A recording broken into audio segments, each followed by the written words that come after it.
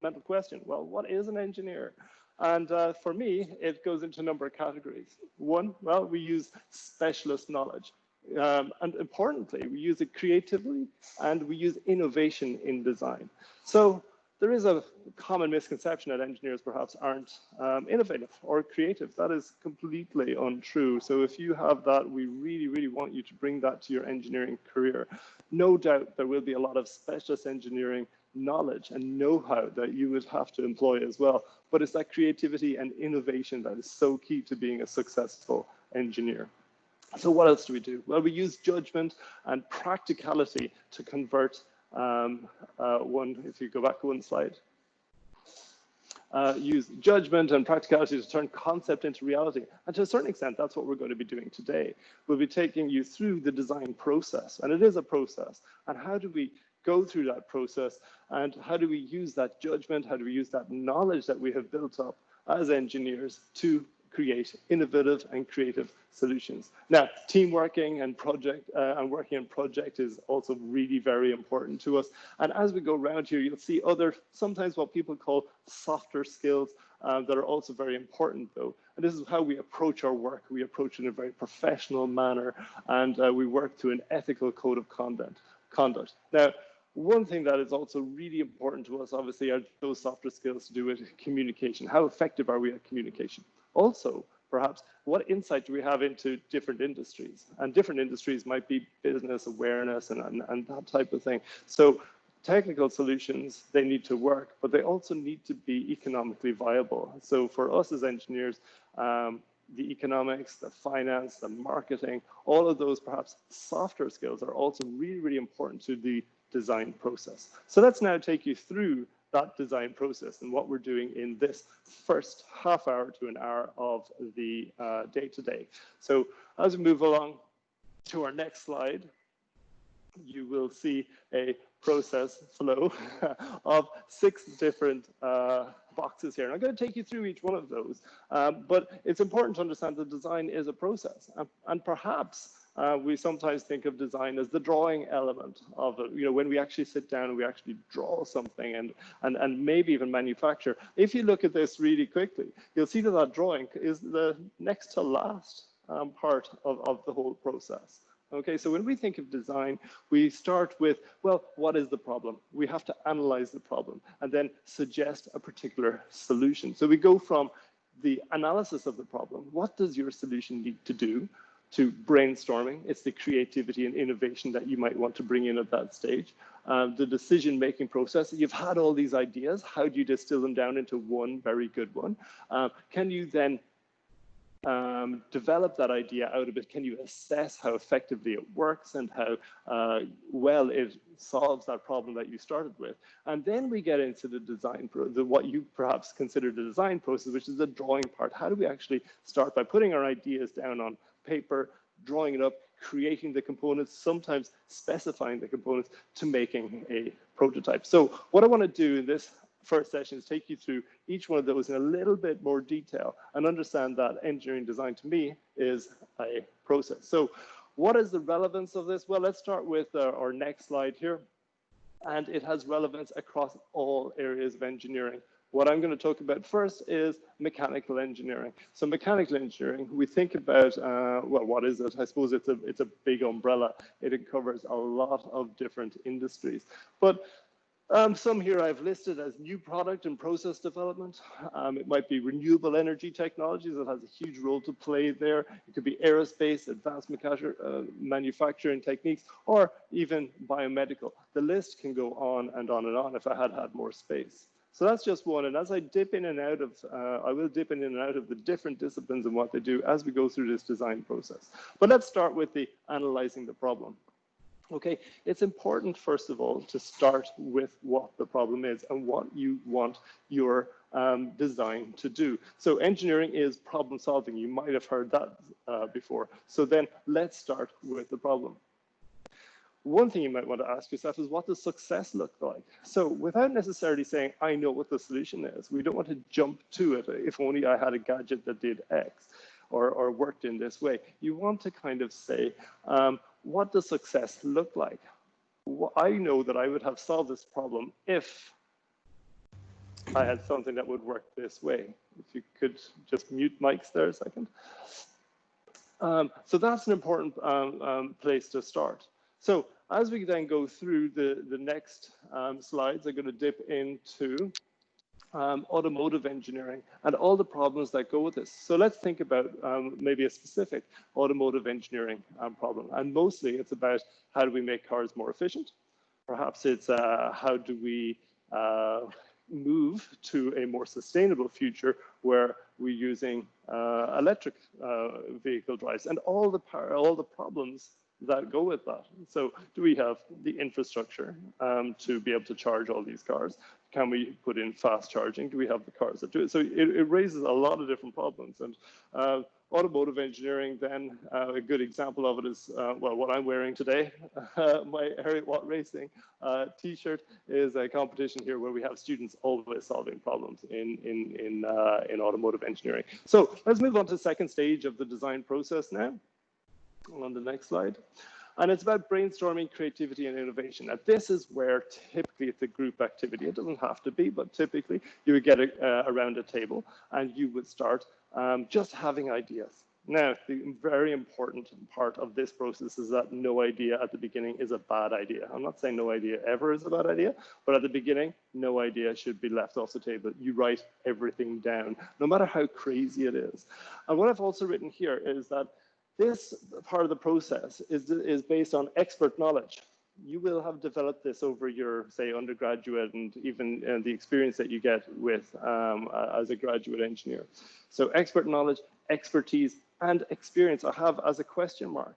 Because I have to say, one thing that an advantage of young engineers have over people with more or longer careers is the less experience sometimes helps for innovation. Sometimes we are held back by the experiences that we have. We jump to solutions too quickly and we perhaps say, well, that won't work. That's not a good place to be at this stage of a design process. So at the beginning of a design process, I urge you always to throw everything down, whatever how crazy it is. It's important that you get it written down as a concept, whether it's a sketch, whether it's a description, whatever, you try to get it down. And that's a brainstorming idea. And what you'll find sometimes, especially working in groups, you end up with these hybrid ideas, that part of idea A and part of idea C might go together to make idea X. And we end up with so many different and possible ways of getting to a solution. Now, it's important at this stage, we haven't gone into the evaluation of how good an idea is, because again, that can be sometimes stifling of the innovation and creativity process. So very quickly now, if we stick to the next slide, we're going to, I don't want to be biased towards any particular type of engineering. So it's important that we realize that electrical and electronic engineering have lots of challenges too. But what you'll probably find as I talk through this is that all engineering tends to be integrated. If we take that car as an example again, it definitely has electrical and electronic engineering issues and problems that solve it. In fact, when you go to a mechanics these days, and mechanics, we think of mechanical engineers, we probably think of nuts and bolts and wrenches and oils and greases. But the first thing that happens when I go to get my car serviced is that they plug a computer into it and they do a diagnostic check. So these kind of things are becoming much more electrical, much more electronic, much more smarter, and then leading into AI. So a lot of the problems that we have are based now on artificial intelligence and all of those that are covered in degrees like electrical and electronic engineering. So if we go to our next slide, we'll focus now on the decision-making process. This can be difficult. You've had lots of ideas. You've had hybrid ideas. Now, how do you distill down which idea is the best one? Because when you go through this process, you do need to justify your final idea. You do need to show that your idea is the best. So there's two methods roughly to do this. There are a lot of approaches out there, but roughly they come down to putting some numbers onto how good or bad your idea is. And so I use a lot of, say, decision matrices, where I start by evaluating, again, right back to the problem, what was it? How important is it that I address that problem? And I'm able to kind of go with the criteria that are necessary to be met by the solution. Okay, so it needs to be strong enough, it needs to be fast enough, it needs to be powerful enough. If I fall short of those limits, is that okay? Does that mean it only gets a 90% rating or a 100% rating? Or does it get a 0 rating because it doesn't do that? Right? It needs to be made in 10 different colors. This one only comes in 1. Is that a problem for us? So you have to kind of categorize from the very big ones, like does it work at all, to the more desirable ones, like does it come in so many colors, as a crude example. And then you want to go through each one of your design ideas, and you want to say, well, how well do I meet those criteria? And you could say, well, this one meets it very well, this one meets that one not so well, and you're grading them on each of those scales. And there's lots of different things to consider, maybe how strong or fast or powerful, but on top of that, it might be how efficient it is. It might be how costly it is. Okay, is there a point in coming up with a solution if it costs too much and nobody's going to buy it or nobody's going to want it? Is it desirable enough? Okay, so the marketing element is quite good. And we've seen this with certain companies. I mean, arguably, Nokia and Apple aren't that too different a company, but one is a much more desirable product and has stolen a huge market share, and the other one is largely in decline. So the desirability and the marketing, these type of things come into engineering design from the outset, and it's really important that we're clear on that. And again, something we'll probably focus on today would be another criteria called the ease of manufacture. How easy is it to make this thing? Okay, can I make 1? Can I make 10? Can I make 1,000? Can I make 10,000? How quickly can I make them?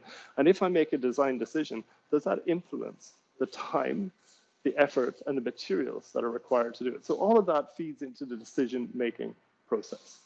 Okay, so if we click on to the next slide, I want to just briefly take a look at the robotics, autonomous and interactive systems. Now, this is interesting because it's not only about the engineering of trying to make these robots, and for the astute of you will realize that I'm working with one right now, one that's following me and tracking me around the room here. He's called Swivel.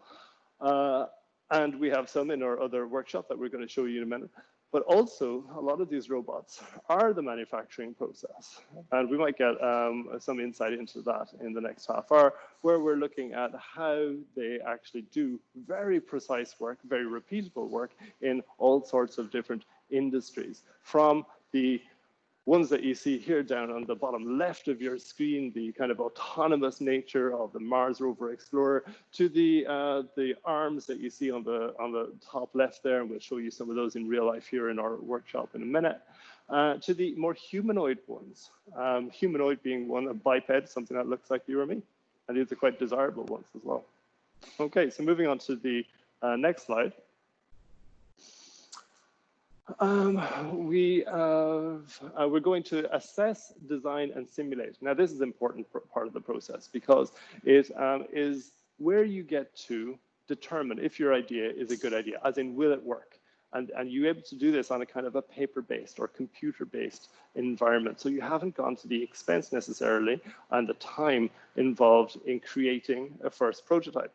So there's a lot that we do in engineering science here. So the fluid mechanics, the thermodynamics, the materials that go into it, all those kind of the theoretical basis to it, we're able to simulate on computers how well a particular object or a particular solution is going to work. And that's important because obviously if you're looking at very large scale things like bridges or roads, you don't just build them and then check afterwards. You need to have the confidence that these things work in advance. So we have fairly sophisticated modeling techniques, finite element analysis and computational fluid dynamics. These are very sophisticated modeling techniques that can really accurately predict how a potential solution is going to work. So that's an important step that we go through in this whole process.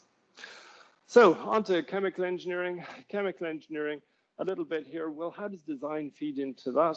Well, again, chemical engineering is often referred to as process engineering because it is about taking a raw product and making, sorry, a raw material and making a product out of it. To a certain extent, that mimics what we're doing today as well, which is taking a raw idea or a problem and then coming up with a solution. So chemical engineering, of course, it is the appliance of science. It is still the appliance of chemistry and chemistry principles, and it works in a range of different industries, from the pharmaceutical industry to the oil and gas to one that we like here in our labs in the food and drink industry, and we even have a coffee lab over there that goes through processes. The problem there, well, the problem there was, can you make me a good cup of coffee? And I've yet to get our chemical engineering students, as I look around the room, to get me the ultimate cup of coffee, but they're working on it. Perhaps following this process. So if we move on to the next slide, we're going to get into the bit that we're probably going to focus on most today, which is the engineering drawing side of things. And you'll be working with my colleague over here, who's ignoring me, Mohammed, who's going to be doing the drawing part with you. And maybe you've looked at some of the notes in advance, so you can see some of the drawing software that we might use. Now, this is where we've had our idea. We have our concepts, we have our sketches, we maybe even have some simulations crudely about it, how it's going to work. But now we need to component specify. So some of these components, admittedly, can be picked up off the shelf. Maybe it's a resistor, maybe it's a switch, maybe it's just a lump of plastic, whatever it is, it's a raw material.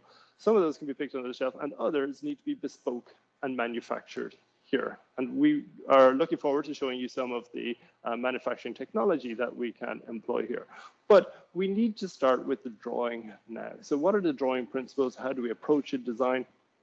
How do we take the concept in our heads or the sketches on that and make it into components that eventually go together to make your solution? So engineering drawing is a bit that we're going to be doing later today, and component specification to get into a full bill of materials. And this is where you're really now teasing out all the components that go into your solution and then how they might all go together through assembly and manufacture to delivering that product or that solution. Okay, so next slide. So I've mentioned a little bit of this already. I'll probably focus on mechanical engineering. I'll probably focus on energy. What are the challenges here? What are the problems that we're facing here? Well, mostly it's about sustainability. Can we live sustainably? And more importantly, well, no, as importantly, can we do that without compromising quality of life? Okay, and it's all well and good that we're definitely trying to get people to work more sustainably and or to behave more sustainably. But can we do it in a way that is easier? Can the engineers, and to me, engineers play a very important role in that, because they're able to design or solve the problems that we face on a day-to-day basis. So whether that is the installation of solar panels or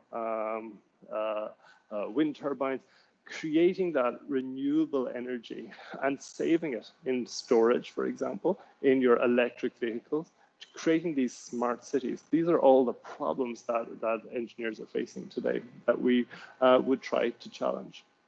So that brings us on to the last stage. Well, next, probably there might be stages afterwards, but as far as I'm going to go today, and that is the prototyping, test, and iterate. So how do we do prototyping? Well, you might have heard of 3D printing. That's certainly one, or additive layer manufacturing, or rapid prototyping. This is where we layer down something, and I'm going to walk around just to get some exercise, but also just to show you some of our 3D printing facilities that we have in the workshop here. If this robot is refusing to follow me, there we go. We'll get to see some of those prototyping. Now, prototypes are important because they give you that first tactile feel to how effectively something is working. So is it working, first of all? And importantly, can you test it? Can you quickly manufacture, without setting up a whole process line, can you quickly manufacture one or two or single digit numbers of a particular product? And then can you test it? Can you figure out if in reality it is going to do what you want it to do? And that's so, and inevitably there is this prototyping test, and then the final part is iterate. Now the testing isn't just a kind of destructive, oh, it worked or it didn't work. The testing needs to be insightful. We need to be able to look at the test and figure out if the testing, through the testing, how well the device worked. So maybe it did work, great, no need to iterate. Generally, things can always be better. So to take my iPhone example, we're on to the iPhone 10 or 11, 12, I don't know, higher, a lot. each one of those effectively is a design iteration. So it's moving forward all the time. So your prototypes and the iterate is always there. It's always getting better. But I guess the important thing I want to say when I use the word iterate, that it absolutely is not. It's not a trial and error approach. This is about when we test something to figure out how well does it work? Can we analyze that? Can we quantify it? And then based on that analysis, can we come up with better solutions? Can we improve on our designs? Those are the important elements to design. Okay, so as I look towards my clock, I have 5 minutes, I'm doing okay. We are going to look at a few of our engineering for a day activities. Today we start with design. This is our first one online. We have a whole range of engineer for a day experiences, from the chemical engineering, I think it's the science of clean and the chemistry behind soap, as well as we have something there on process engineering and how we make that coffee from a raw material to the raw material being the green bean to the cup of coffee in your hand. We have things on electronics, and we'll see Marty later, and also this robot here. We'll do something with energy, robotics, that's Popeye, his big strong arm, to the manufacture, design and manufacture one that we're going to work with today. And we're going to demonstrate some of our manufacturing here. We're going to focus then on laser cutting, which is another rapid prototyping technology. We have some aerodynamics there where we design and build little cars and we race them and we put them through wind tunnels. And then that's it. And then we have one there on automotive engineering as well. Okay, so this all falls into the realm of what we consider engineering, and design again is a fundamental to do everything that we do. So you might be able to see this screen better than I. Here is our schedule for today. There are breaks in between. We don't expect you to be a terribly onerous task through this. So we're having here our webinar just on the fundamental principles of design and how that works and the approach you take to design. So that was from 10 a.m. Dubai time. I realize there are people here from across schools in the Middle East. We're at 10:30, which is just coming up now. We're going to take a tour of our lab, and I'm going to get some of my colleagues here to maybe demonstrate some of the technology that we have here. There's a hyperlink for each one of these activities, and I encourage you to switch between those as we go. At 11 o'clock, there's going to be a break. Okay, that also gives you the opportunity, and we please ask you to download this software here. It's called Inkscape. It's a pretty simple and straightforward, but really a powerful tool that we're going to be working with today to design something. And there's two links there, one for Windows and one for Mac, depending on what operating system you're using. And you'll also see that if you have any trouble with the download or installation, there is a guidance video hyperlink on the right-hand side. So please take advantage of that if you're in trouble. Okay, then we'll be back here at 11:30, where we're going to have some guidance, some tuition on how to go through the design process. Now, this is where you get the opportunity to design something yourself, so to draw something yourself, and we're going to make that later for you here. You don't have to do all the design in that hour. You could just soak it all in and get familiar with the software and have some ideas. That'll be absolutely fine. You have the time then over the break. And we have the support, these one-to-one sessions at 1:30. If you have any questions with your design, so maybe you're halfway through and you're having a trouble designing something, that's fine. Call us on Teams, add to that hyperlink. We'll be here, happy to help you be able to share your screen, or we'll be able to even take control of your software if you want us to. And help you through that. So by 3 o'clock, or between 3 and 3:30, certainly we would like you to take your finished designs and upload them to a shared link. We will be giving you access to that folder in the next hour or so. So by email, so all those registered emails, we'll be sending this out to you. And that's where you will upload your designs. And then from that, we're going to have a design review. We're going to basically run through the design process. How do things go? How do we make things better? And maybe have some insight into other engineering design techniques. And then we are going to get down and start manufacturing your designs here. And that's a fairly fully automated process. So we're going to put a camera on it, and you should be able to watch it live on YouTube. Check it's not Facebook, it's definitely YouTube. So the hyperlink is for those there today as well. Okay, so that brings us just coming up to 10:30. I think we're going to change platforms now. Unless there are any questions in the chat, I'm looking to Musin. No questions in the chat? No, nothing. And if anybody, we have just 1 minute. If anybody online does have any questions about today, I'd be happy to take them if you want to open your mics. No? Okay, there will be plenty of opportunity today. If you do have any questions, use the chat function in Teams, use the chat function in YouTube as well. We'll be keeping an eye on it. It'll be going up on our screens here. Or if any stage you want to talk to us, please open your mics and we'll be happy to get going with that. Okay, so thank you very much. And we will see you on the next platform in just under 1 minute. Thank you. Bye-bye. Okay.